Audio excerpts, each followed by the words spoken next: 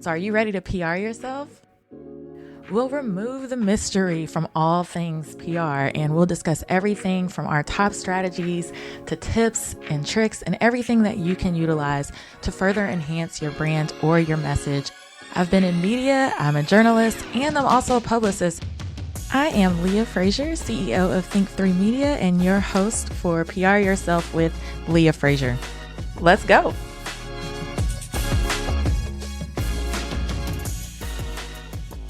Thank you guys so much just for being such amazing and faithful listeners to PR Yourself with Leah Frazier and rocking it with us from season 1 to now season 3.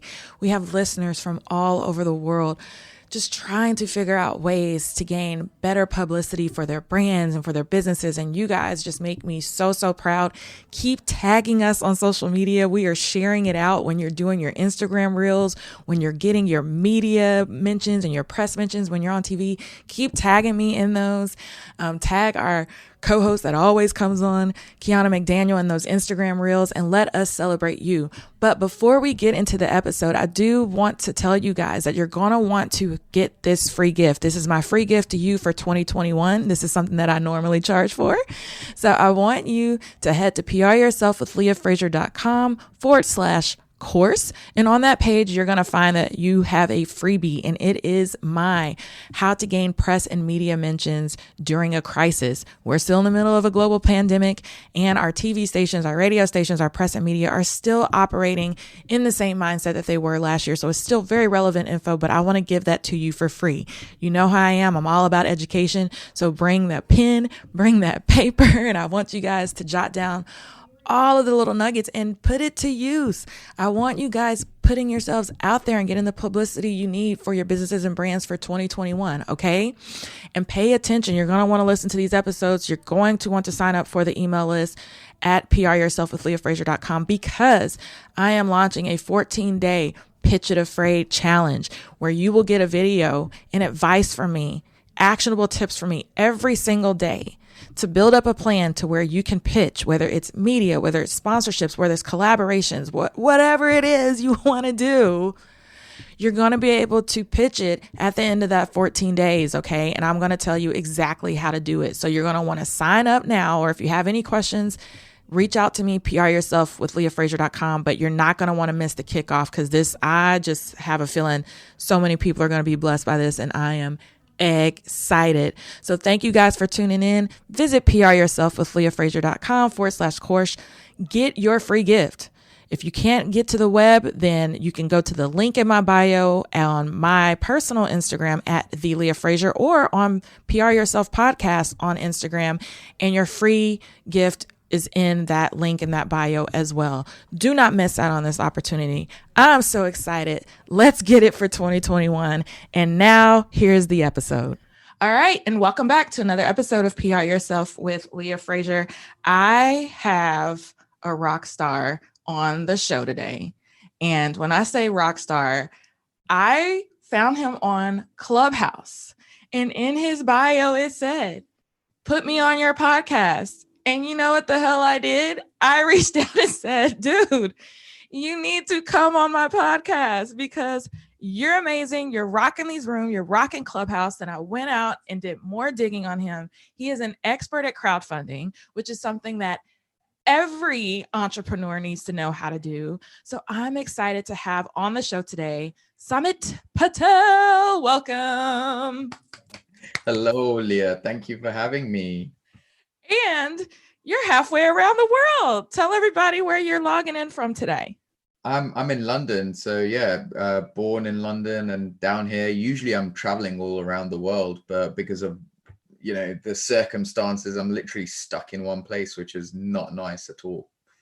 So what's the weather like in London right now? Because I'm in Texas, and Texas is like that redheaded stepchild you never wanted because we can't make up our mind if we want to be 60 degrees or icy one day.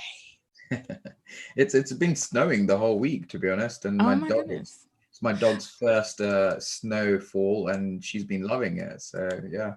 Oh, that's amazing. Well, I want to just go ahead and get right into it. Why don't you tell us a little bit about yourself and what is your day to day like? What are you up to these days? Yeah, so my name's Samit Patel. I've been involved in the crowdfunding and product launch space since 2015. What this involves is, we get various physical products that come to us and say, "Hey, Samit, we want to launch this to the market." Then what my agency would do is strategize on how to create the biggest impact, create the biggest long-term survival of that brand. And we're involved in almost like three phases, which I can probably summarize for you. So number one, what we do is we validate the idea. So a lot of people generally go and spend like 20, 30,000 developing a product, when the quickest thing that you can do is almost slap a label on an existing product, right? So a lot of Mhm. people that are creating beauty products or they're creating a physical product, they tend to overthink it. So I'm all about the lean thinking. Like, how can you create something, test it out very quickly, and see whether it's going to be worthwhile and see whether someone's going to want to buy it, right?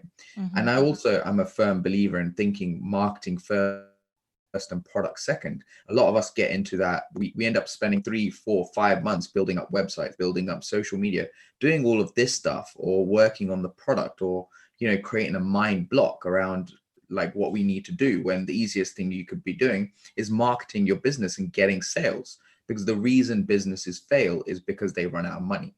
So that's literally the first thing that we do whenever a product comes to us.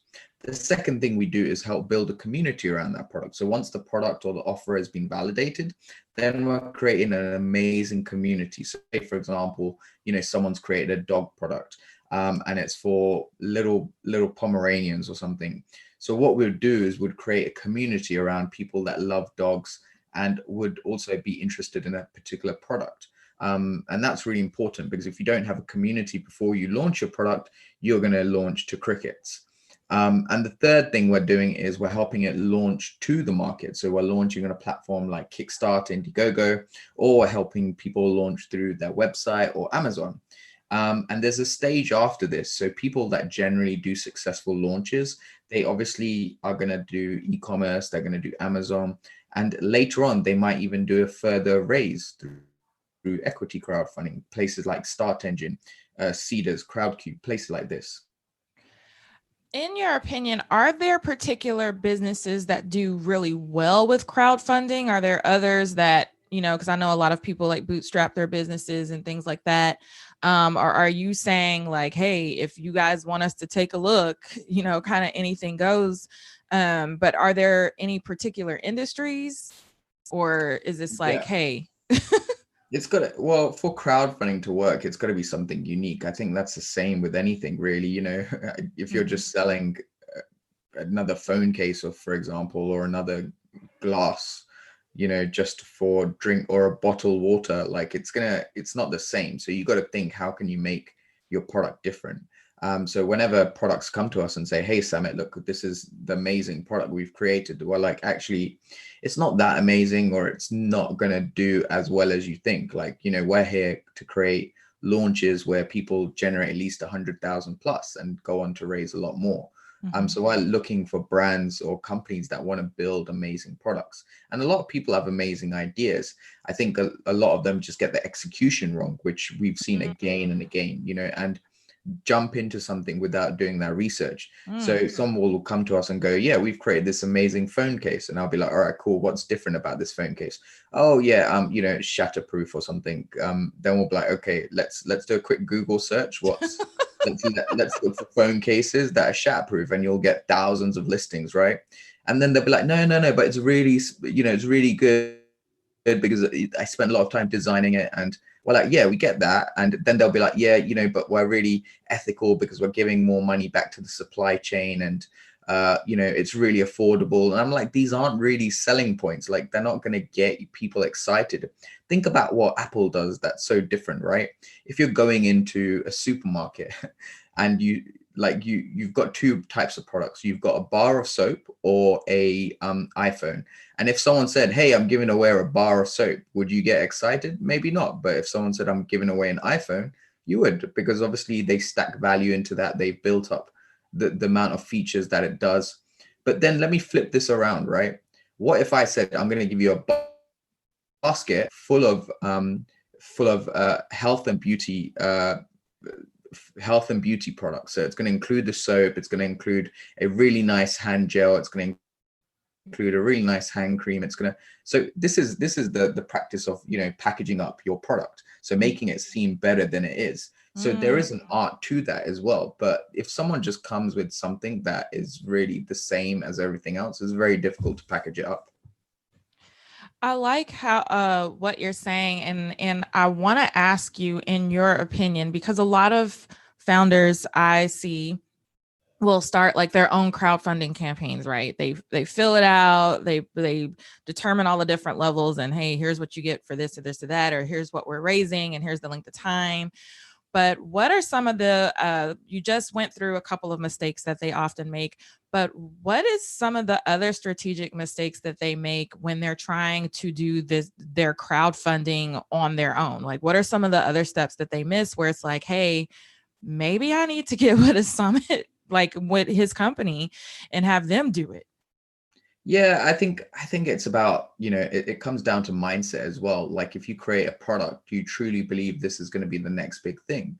If so, you're going to reach out to the experts in your field. I think a lot of the times people go around thinking, you know what, I can do everything myself. And this was the same mindset I had. Don't get me wrong. When I first started down in 2009, I was trying to create businesses and I was there doing everything myself. I was like, oh, I'm going to save $100. I'm going to save $50. I'm going to save XYZ, because I thought to myself, because I could easily do this, oh yeah, I could easily create a website. Oh yeah, I could easily learn about this. But you don't realize the amount of times you're spending to learn that. There's people much better than you. There's people that are going to give you a much better advantage by pairing yourself up with these guys. So if you truly believe your idea and you've done some validation testing and you're all in, then there is no risk really, because you're confident in that idea. A lot of the times people that create products are half in and half out.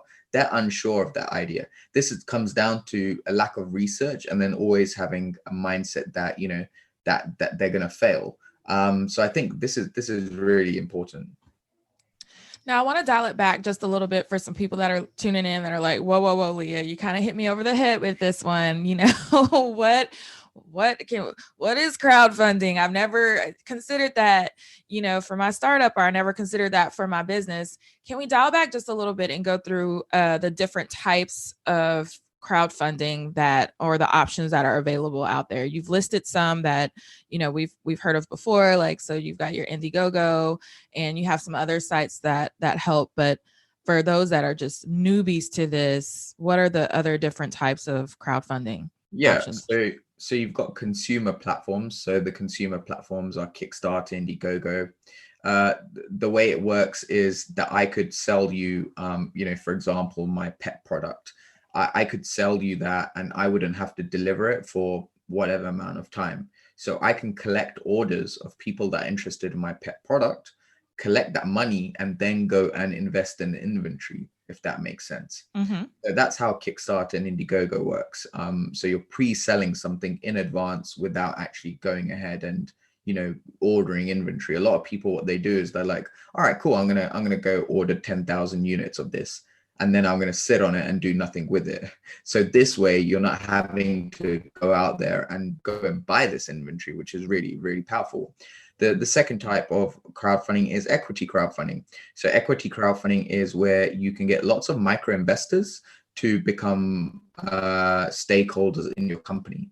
A lot of these stakeholders they're not going to just back up idea, right? They want to see revenue coming in. They want to see that this is an existing business that's doing well. And if that's the case, then they'll invest. There's lots of micro investors that will invest anywhere between 100 to 10,000 and beyond. And in America, the new rules are that you can raise up to 5 million. So it was 1 million, but now it's gone up to 5 million, which is amazing, right? And again, this comes down to making sure you have a community. You can't do a successful equity crowdfunding campaign if you don't have a community.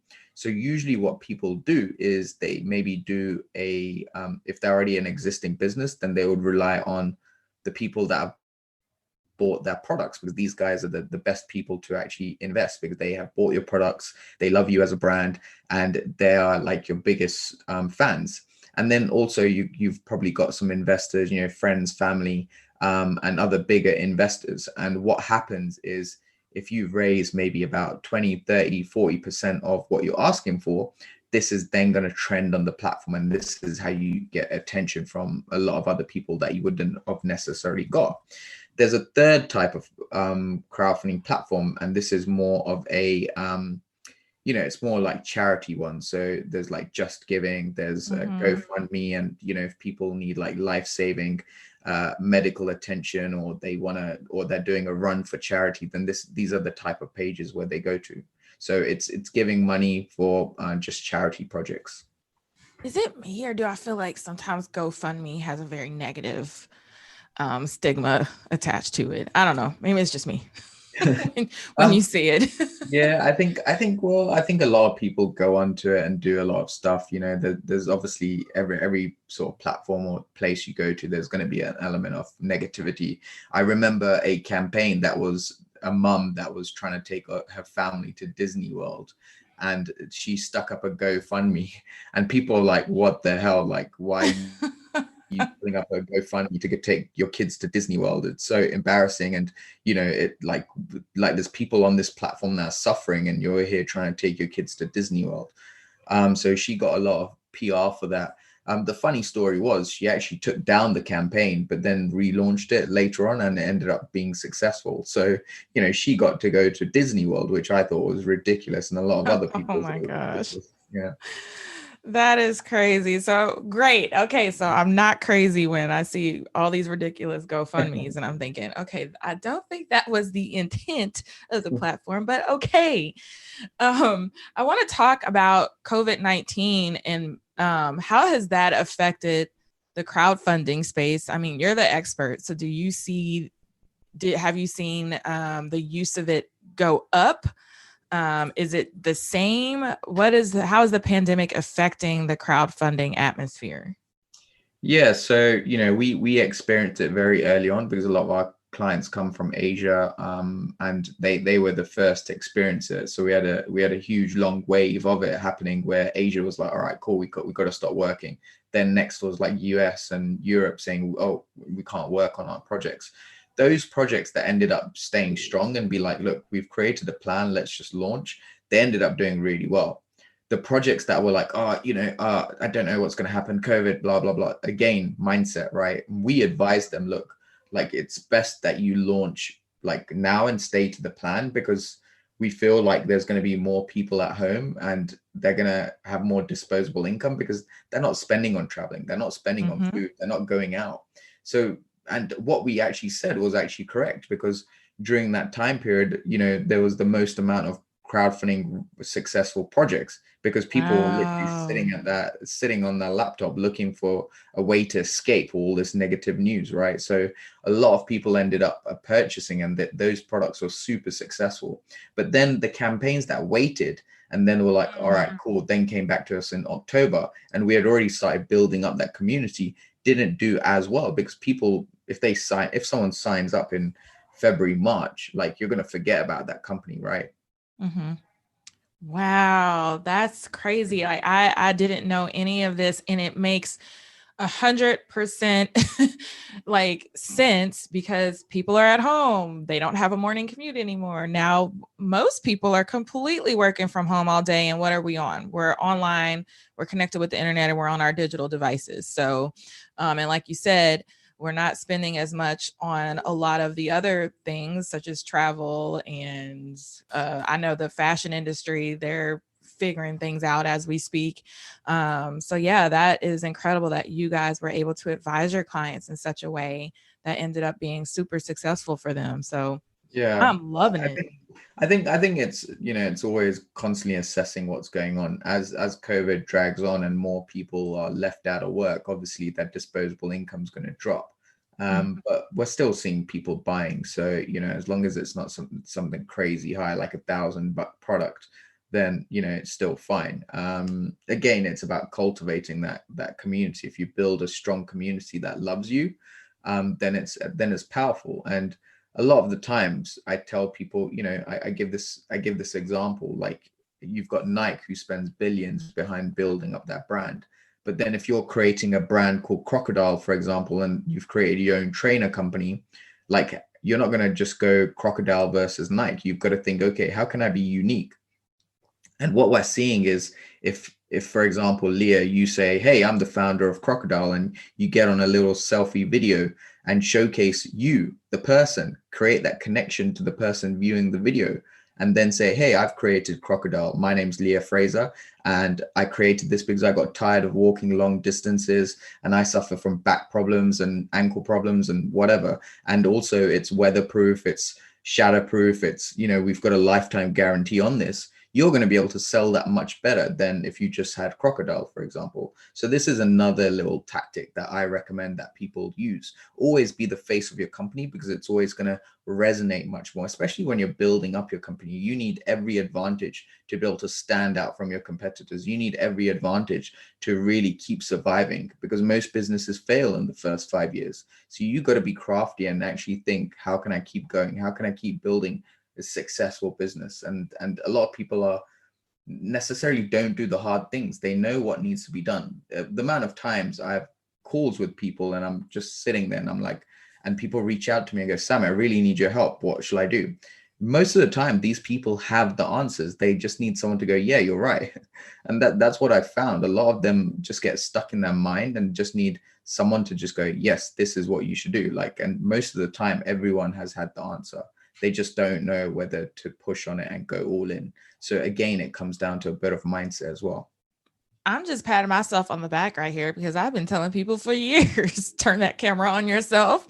And this is the first thing that people will buy into, and tell your story and tell your why. And for some reason, there are just people that, and I get it, it's terrifying at first.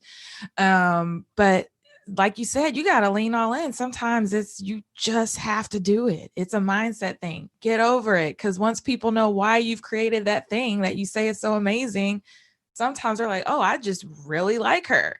I like that reasoning. Here's my money. Take it. You're not necessarily going to get everyone that loves you, but most of the people will love you because they got no reason to hate you, right? But Right. it's about creating that connection. Like at the moment, I feel connected to you, Leah, because I can hear your voice. And even though we've not met, like I feel connected. I feel like I know you. But just imagine if someone put a film to that, or put a voice to that, and combine the both, like you feel connected. Like the people on Clubhouse, for example, we've been talking for about 4 weeks on there. And even though I've not seen them face to face necessarily, I feel like, wow, I know these guys, And that is the last thing I want to hit on. I'm so glad you did that segue for me. Thank you for doing my job. But we've set this keyword, and it's like been my word for 2021, is community, community, community. And I feel like on Clubhouse, there's so many different communities there. And I have just been singing its praises for the rooms that I know I can either give value or I've received so much value from, which is how I came across you. So how do you encourage folks to get involved in Clubhouse? Like, is there a methodology behind it? How can they further enhance their brands or businesses by participating in this app? Like, what's your take? Yeah, so my goal is really to inspire 1 million people. And this is why I use Clubhouse. And also on the back end, I get lead generation for the agency if anyone wants to use my business for anything. So my goal has been actually to build up my presence, just because it's a brand new platform, and I think it's going to go places. And those people who become influencers on these platforms early on end up benefiting in the long run, right? And I've already benefited a lot. Like I used to speak around the world, and now that's just going to be amplified when COVID comes out, because I've met some amazing people who are like, hey, come on my podcast. Hey, come on this. Or hey, come speak around the world in this area. So, and them connections I would never make. Like I've got Grant Cardone following me. I got Ty Lopez following me. I've got like the biggest people in the industry that you can think of following me. And I would have never had that if I wasn't on Clubhouse. Like I knew of these guys, but I don't think they knew of me. I knew some of the great guys because I've been on stages with them, like John Lee and people like that, but other people, like there would have been no chance that I would have got to them anytime soon. I would have probably had to get to billionaire status for me to connect with Grant, for example, or had to build up my personal brand so big that I would be on that spectrum. Now, do you find that you have a preference with Clubhouse? Because I know there's a lot of people, we just got done talking about folks that don't like to turn the camera on themselves. This is a platform that is audio only. Do you find that you maybe have a preference to Clubhouse via other social platforms for that particular instance? Or are you like, hey, I'm game wherever? I think audio is a very natural way for people to understand you without actually thinking and looking at how they look. I think, because as humans, we're judging people on how they look, right? But this is actually a judgment of people's voices and what they have to say, whether what they're saying is smart enough for you to keep listening. If it's not, then you can leave the rooms. Whereas Instagram, all of these other stuff is literally how good you look, and you attract more followers the more, depending on how you look, I think. And I think the beauty in Clubhouse is literally I could be laying there in my bed and talking to people. Whereas if I've got a video open, I'd never be on that app that long, because I need to do my hair, I need to put on a shirt, I've got to look good, I've got to keep to brand. And it's so difficult to keep doing that, right? Whereas audio, you could literally just be there 24/7, and literally I am pretty much there about 16 hours a day at the moment. I know, that's what I just said. Like, wow, when are you sleeping? I got pinged twice today already saying Samit is in this room where he just started this chatter. He just started this talk. And I'm in here on the episode I recorded before this, like, is he going to make it? He's in Clubhouse doing all sorts of stuff right now. Yeah, the people pinged me in. So there was like a vanilla ice thing, and the app is so funny. So early age. Like I get a notification and I'm trying to just cancel it, and I go into the room by accident. So I'm keep dragging into these rooms. They're gonna be like, he left our stage. He doesn't like us. Oh my gosh. No. I told Mario and everyone else who's part of the team, literally, look, I'm going to be doing a podcast. Leave me alone for at least an hour, and then I'll come back onto Clubhouse. Well, you dropped so many gems, and I'm very excited to hear that crowdfunding, particularly, and building community is just like some key things right now that businesses can focus on. And I want them to not only just follow you on Clubhouse, but to connect with your company. Because like you said, there's a lot of things you don't need to figure out for yourself. And I feel like as entrepreneurs and founders, sometimes we stress ourselves out because we try to wear all the hats, and you really just need to be focused on your zone of genius or that thing that you do really, really well. So how can people connect with you offline? And then also give us your handles for social and for Clubhouse. Yeah, so if people want to connect with me, they can go to my website, samitpatel.net. They can go to the agency website, jupio.com. And then on socials, I am Samit Patel, is literally my handle for everything. So yeah, I think that the biggest thing I'd say to people that are looking to connect with me is come prepared, right? Look into the industry. Don't just go, hey, I'm looking for funding, and then this is my product, and then no context to it, which is what I get a lot of. So come with a plan, understand what crowdfunding is. There's free training on my websites that explain exactly the process, and necessarily, we might not be the right fit, because like we charge a lot to work with us, and like we don't work with everyone, but there's a lot of free resources on my blog. There's a lot of daily resources I post on Instagram, which has so much free content, and you can easily do a successful campaign if you just look over all these posts. So necessarily we might not be the right fit, because we work with brands as well. We help Xiaomi and people like that launch products to the market. So it's only worthwhile if you've got a good budget, if you've got a decent budget, and you've come prepared and you've gone through all the different free content that we have out there. Love it. And thank you so much. And like I told you guys, you're going to want to follow him. If not for anything else, follow him on Clubhouse. I found him early on. I get pinged into the best rooms. They have so much value, and the conversation is just great. I work to it all day. Look, Samit said he don't sleep. He's in there 16 hours a day. So, he's in bed doing Clubhouse. So at some point during the day when you're following him, you're going to get some great content. So give him a follow. Thank you guys for tuning in. I'll have all of his information for you in that caption. Look, do yourself a favor and utilize his free resources. Don't say PR yourself for Leah Frazier sent you his way if you don't have your shit together. I'm just being honest, okay? So here's what you're going to want to do. Follow him on Clubhouse, but you know what you want to do with this podcast? You want to subscribe, leave us a rating, and also review. And you're going to want to share this one out. This one is super important. I'm seeing a lot of people that want to get into this type of thing, and he is the expert. He is the guru that you want to follow. So share, tag us on social media so that we can share your wisdom and share your wins out to our audience. And stay tuned. And until next time.